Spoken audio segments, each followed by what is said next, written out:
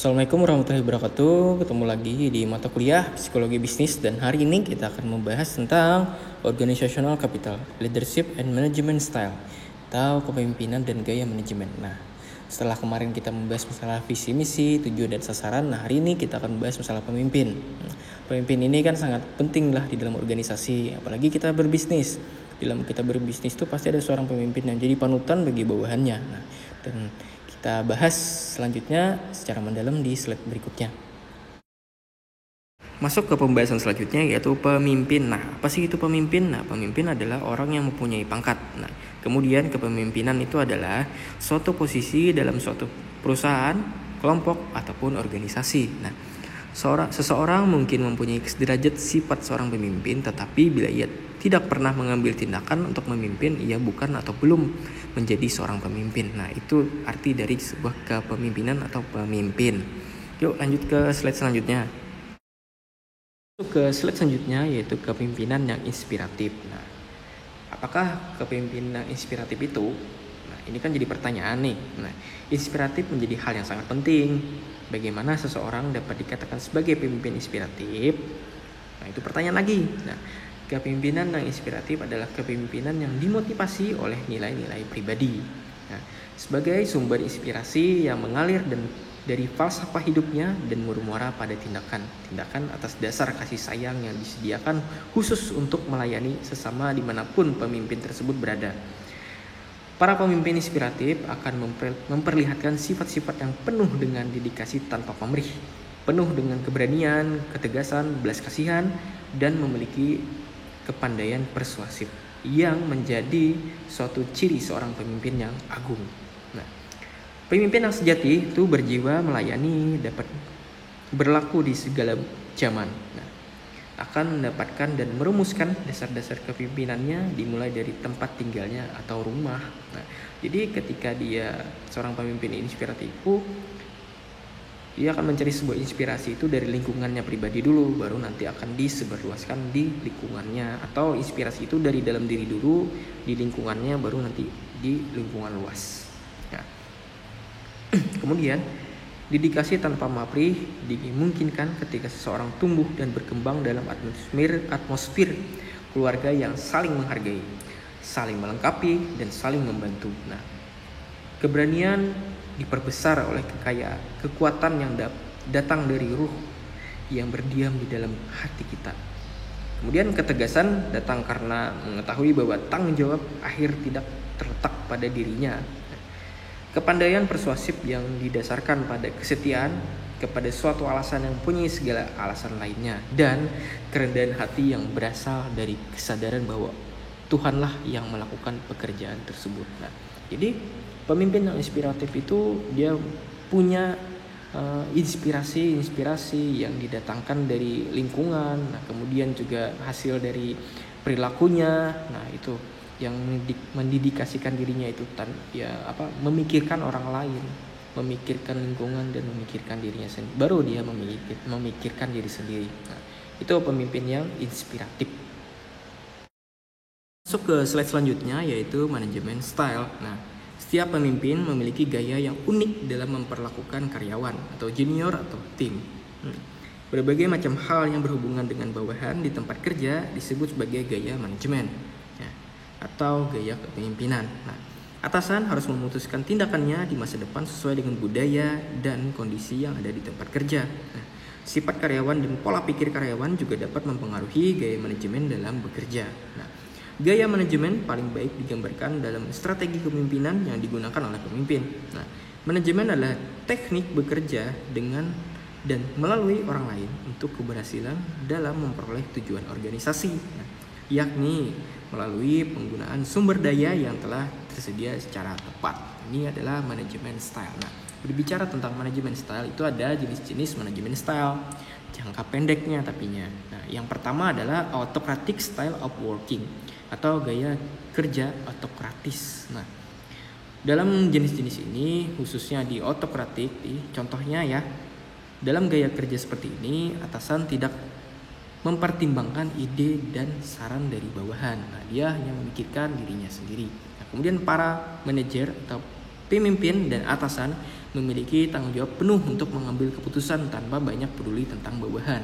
Nah, kemudian juga karyawan sepenuhnya tergantung pada bos mereka dan tidak memiliki kebebasan untuk mengambil keputusan sendiri. Nah, bawahan dengan gaya kerja seperti ini hanya mematuhi pedoman dan kebijakan yang telah dirumuskan oleh bosnya. Nah, mereka tidak memiliki suara dalam keputusan manajemen. Apapun yang menurut atasan tepat untuk organisasi pada akhirnya akan menjadi kebijakan perusahaan. Nah, kemudian karyawan kurang memiliki motivasi karena menggunakan gaya kepemimpinan otokratis ini. Nah, jadi semua itu tergantung oleh bos atau pimpinan. Nah, kemudian juga tentang yang kedua, paternalistic style of working atau gaya kerja paternalistik. Dalam gaya kerja seperti ini, para pemimpin memutuskan apa yang terbaik untuk karyawan dan organisasi. Kebijakan dirancang untuk memberi manfaat bagi karyawan dan organisasi. Nah, kemudian saran dan masukan dari bawahan akan dipertimbangkan sebelum memutuskan sesuatu.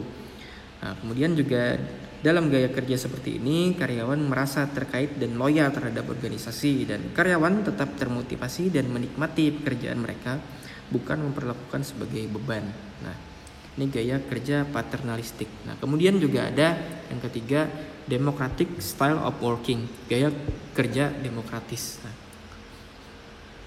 pembahasannya itu dengan gaya kerja seperti ini, atasan menerima masukan dari bawahan. Nah, karyawan diikutsertakan dalam forum terbuka untuk membicarakan mengenai pro dan kontra dari rencana atau rancangan dan ide-ide. Kemudian juga gaya kerja demokratis memastikan adanya komunikasi secara baik dan tepat antara manajemen dan karyawan. Kemudian juga atasan mendengarkan apa yang dikatakan karyawan sebelum menyelesaikan sesuatu. Nah, kemudian yang keempat juga ada laissez-faire style of working atau gaya kerja laissez-faire. Dalam gaya kerja seperti ini, manajer dikerjakan hanya untuk kepentingan tertentu dan tidak berkontribusi banyak pada organisasi. Nah, kemudian juga karyawan mengambil keputusan dan mengelola pekerjaannya itu sendiri. Nah, individu yang memiliki impian yang besar dalam organisasi dan memiliki keinginan untuk melakukan sesuatu yang inovatif secara setiap saat, lebih dari orang lain yang hadir di kantornya hanya untuk bersenang-senang. Nah, karyawan tidak tergantung pada manajer dan mengetahui apa yang benar dan salah bagi mereka. Nah, ini gaya kerja laissez-faire. Kemudian yang terakhir itu manajemen by walking around, style of working. Nah, manajemen dari segala segi gaya kerja itu maksudnya. Nah, dalam gaya kerja ini, manajer memperlakukan diri mereka sebagai bagian penting dari tim dan pendengar yang tepat. Nah, kemudian atasan berinteraksi dengan karyawan lebih sering untuk mengetahui perhatian dan saran mereka. Nah, kemudian juga dalam gaya kerja seperti ini, pemimpin lebih sebagai mentor bagi karyawannya dan membimbing mereka kapanpun saat dibutuhkan. Kemudian manajer tidak mengunci diri di ruangannya, tetapi berkeliling untuk mencari tahu apa yang terjadi di sekitar mereka. Nah, ini adalah jenis-jenis manajemen style jangka pendek. Nah, setiap orang punya style yang masing-masing, kita pun juga punya style yang masing-masing ketika di rumah.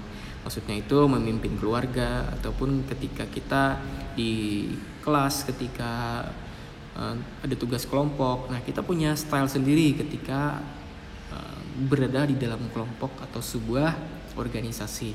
Nah, misalnya kita organisasi kampus itu kan banyak, ada misalnya ada BEM dan sebagainya. Kita kan punya ketika kita menjadi seorang pemimpin atau atasan, nah kita punya gaya atau style dalam memimpin. Nah, begitupun juga ini dalam bisnis. Seorang pemimpin atau seorang pimpinan di dalam bisnis itu harus punya gaya kepemimpinan yang tidak berat sebelah. Nah, setiap orang punya penilaian masing-masing tergantung pribadinya menggunakan style yang mana. Seperti itu. Masuk di slide selanjutnya yaitu another management style atau pendekatan lainnya yang digunakan dalam manajemen style. Selain dari bentuk gaya manajemen yang Bapak jelaskan sebelumnya, itu terdapat juga beberapa gaya pendekatan lain yang sebagian besar digunakan di seluruh dunia. Yaitu yang pertama ialah gaya visioner atau imajinatif. Nah, gaya ini paling tepat digunakan pada suatu organisasi yang membutuhkan pemimpin lainnya. Jadi tujuannya cenderung untuk menggerakkan individu ke arah visi dan tujuan bersama yang baru. Pemimpin visioner berfokus pada kemana arah suatu kelompok dan tidak peduli bagaimana ia sampai di sana. Dengan kata lain, fokusnya adalah pada tujuan, bukan cara individu untuk maju, mengeksplorasi dan mengambil resiko. Nah, jadi dia gaya kepemimpinan ini dia memikirkan bagaimana sih caranya untuk sampai ke sana, bagaimanapun caranya dia memikirkan caranya. Yang penting sampai seperti itu. Kayak misalnya kita dari kampus ke rumah kan pasti banyak jalannya itu. Kita mau jalan mana. Nah, kita tujuannya kan tahu gitu. Nah, tapi kan rintangannya itu berbeda-beda. Nah, jadi dia tidak memikirkan jalannya, dia mau jalan tol atau mau jalan yang berbatu atau mau jalan yang mulus. Nah, dia nggak memikirkan itu. Yang penting sampai ke tujuannya, bagaimanapun caranya seperti itu. Kemudian gaya pelatihan. Gaya ini berpusat pada mewujudkan seseorang, yakni menunjukkan kepada mereka cara untuk meningkatkan kinerja dan menyelaraskan tujuan mereka dengan tujuan organisasi. Nah, gaya pelatihan paling baik digunakan untuk karyawan yang menunjukkan kegiatan dan membutuhkan lebih banyak kemajuan keahlian. Namun, akan menjadi kemunduran jika hal tersebut mengarah ke manajemen mikro yang akan menyebabkan hilangnya kepercayaan diri dan moral bagi karyawannya.